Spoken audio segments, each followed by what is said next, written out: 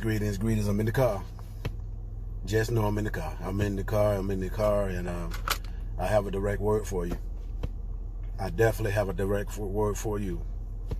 And it's taken from, I think it's 1 Samuel 21:9, I believe, or somewhere in that area.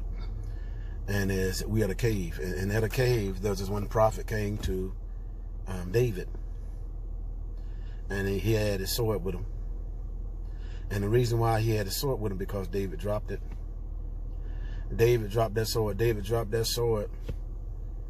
especially when Saul was chasing after him, running from his life. And see, the thing about it, that same sword was the sword that gave him victory. It was that same sword that caused him to cut off the head of the champion. And that same sword that the women was running through the streets saying that he killed 10,000. But the problem with him killing 10,000, women was also running through the streets and telling the king that he only killed 1,000. And because of that, because of jealousy, because of how God had positioned him, Saul had an evil spirit in his heart for David from that day forward. And he, from day to day, trying to get him, and David's at this one cave and hiding. Prophet came down and said, pick your sword back up. It's time now to fight again. And that's my word for you, and you. This morning. God gave you a tool. God gave you something. But along the way, what he gave you was challenge. Along the way, what he gave you, you felt threatened. And because you felt threatened, you abandoned the very thing that God gave you, that put you in a place to be blessed. And from since you've abandoned your gift, since you've been running, things been beating you all upside your head. You've been hiding out, been quiet, been taking all kind of stuff, thinking that it's love, but you're taking all kind of blows and taking all kind of pain, taking all kind of hurt, unfortunately so, but because you're quiet. But just like that prophet came to David, came to his tomb, and that prophet said, pick up your sword and go back and fight. And that's the word that I'm telling you right now. You might have ran, you might have left your faith. You might have ran, you might have left your joy.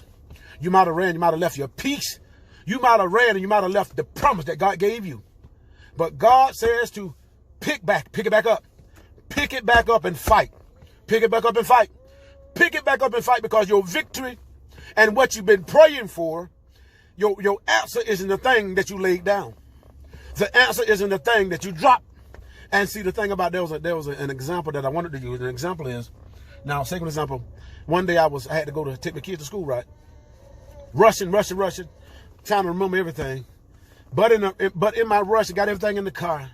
But once I got to the school, one thing I forgot that I really needed. I needed my wallet. I needed my card. I needed my access.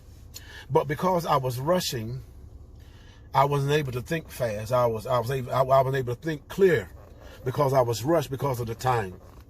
Many of you, because of the time you've been rushed, you forgot to do certain things.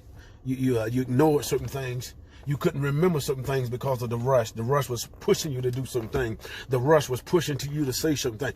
The rush was pressing you to go in certain places. And so you laid it down, and so over a period of time, as you laid it down over a period of time, it's become comfortable. It has become comfortable for you to lay it down, to forget it. But today, God said, pick that thing back up, pick your confidence back up, pick your love back up, pick your faith back up, pick your tools back up, put victory, pick faith, pick determination, pick love, pick praise, pick prayer. If you're a dancer, pick that dancing back up. Whatever it is that's in your feet, whatever's in it that God has given you, that's your victory. Whatever God has given you that he's anointed you to possess, God is saying, pick it back up. God bless you. Woo!